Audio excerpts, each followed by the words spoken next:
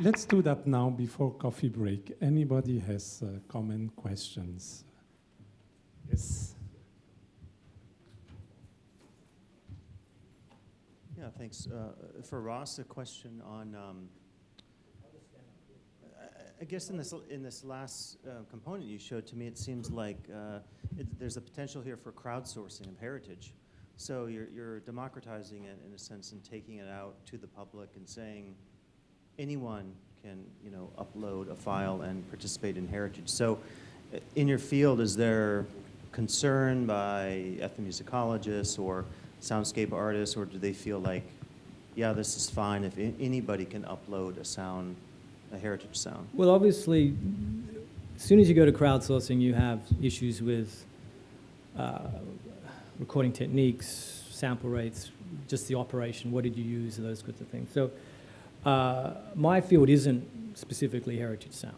I mean, I'm peripherally involved and now more involved. But for instance, I'm a member of a sound designers group, and we outsource creation of libraries. So we just did a crowd library, and I've got hundreds of recordings of amazing crowds from all around the world, and some of those I've just used, and they record at pristine microphone setups. And so these are professional recorders who have got no interest in the field, but expertise in the recording.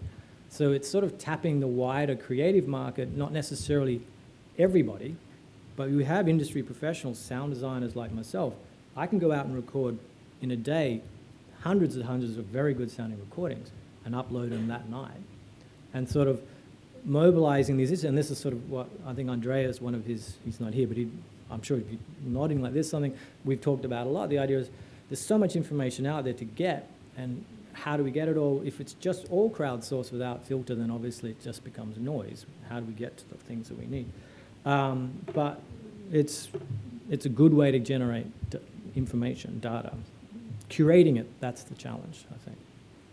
We have a question on this side. Yeah, I have three very small questions. First one is the most recent event, Je suis Charlie. Do you record all the sound of the various genres? Second question is tied to the question of genre. Is like, who determines the classification of the sound genre, even within, let's say, bird calls?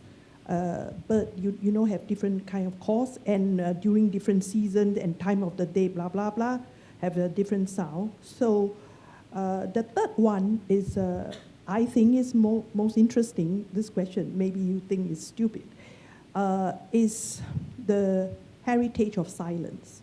There are different kind of silence in different GPS and different time of the day. So can you elaborate on these three small questions? Thank well, you. I think some of it, Nicole. Can you do first question, you answer second, and I'll answer the third?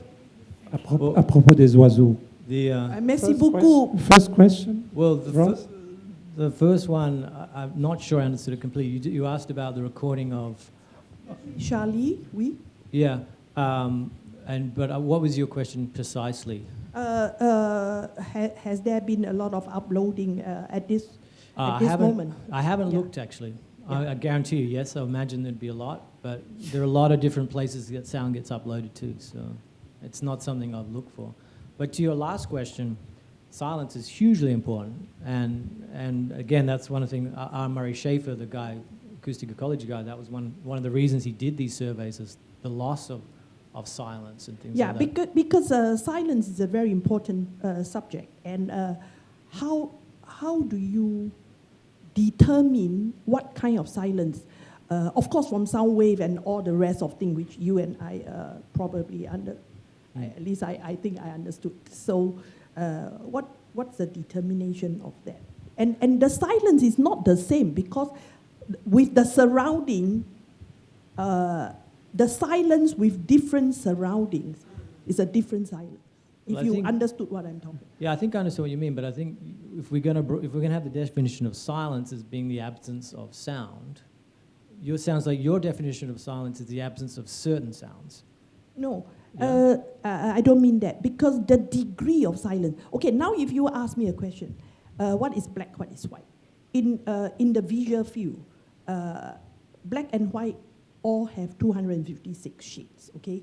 So the shades, the hues and shades, if I may borrow these visual terms for the equivalent of silence. Thank you. Regarding silence, I know a Belgian visual artist, Baudouin Oosterling, sonic artist, and he goes around in Europe, and when he finds a place with some special silence, he writes it down very precisely. In Scotland, outside of that village, you turn second road of the right, until you're wrong, and he has like that a whole collection of very special sounds. Regarding bird calls, Nicole? You mean to say how to describe bird? How to categorize? It's very complex. I'm not an ornithologist, but I think I do know this subject up to a point. So I'd like to seek some specializations, specialists like you guys. I will tell you, I'm not an ornithologist either, but I'm an anthropologist and a linguist. Yeah. So I tape the imitation of the people of the birds. I tape the birds as a soundscape, you know that. Mm. I tape the imitation of the people of the birds because it gives them the name to the bird and the name to the action of singing of that bird. So it gives a nominal and a verbal. And then it's a game for the Palawan. They love to play mimicking birds. And it generates not only lexicon in vocabulary, but also you have also a transposition in music. They will mimic the bird on the jaws harp, on the flute, and on the lute. Yeah. So it generates this listening to the bird, this capturing of the bird's song by the language, also generates a musical composition, like little vignette. This is all I can say because I'm not in general classification. There is, talking about this is very interesting because there's a very famous musician in London and he uses a whistle sound. He can do the entire flute concerto of Mozart by whistling. So, Mission. Yeah, thank you. The subject of birds and music, I can talk for that about hours. You have the Messiaen approach, you have Bacon, also another friend, and me too. So that we have to do another conference on this. Another question? A little question. The light become light in a precise moment, but for human, the light become light in relationship with cultural heritage. For the sound, when the sound become sound and when the sound become noise for human. Well, the concept of noise is a tricky one because noise is, in my field, just defined as unwanted sound. So if you're culturally, it's something that you don't want, it's noise. If it's something you do want, it's sound. It's a little bit like if I asked you what is music to you, you know, those same sort of, it's a tricky one. But the interesting, obviously, about sound rather than light is you can close your eyes, but you can never turn off your ears. Even before you were born, you were hearing. And when you sleep, you're hearing. You know, and that's why it's, I always find it strange that the conversation about sound always seems to come at the end, when it's the thing that you can never, ever escape, unless you go deaf, which hopefully you don't. But even if you're, well, but they never really work. It's like if you're Dutch or Belgian, any city has a carry-on, bijaard. Carry-on in carry-on. And it's only when we live away, like in Singapore, that sometimes it struck us, oh, it's absent from our soundscape. Mm. Another thing is we are here in this room, people who are audio sensitive, and the sound of this aircon. And in another room is something different. Okay, I'm talking too much. Another question? or would you like to have some final?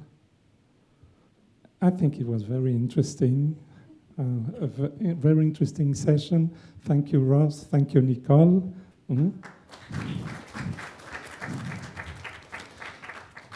We now have coffee break. I am encouraging you to look at these fantastic 2 pictures, which are amazing because of their juxtaposition, and that will be then the transition to the next talk. Am I introducing this talk? By Prof. Ishu Patel. So let's now have our coffee break. Thank you.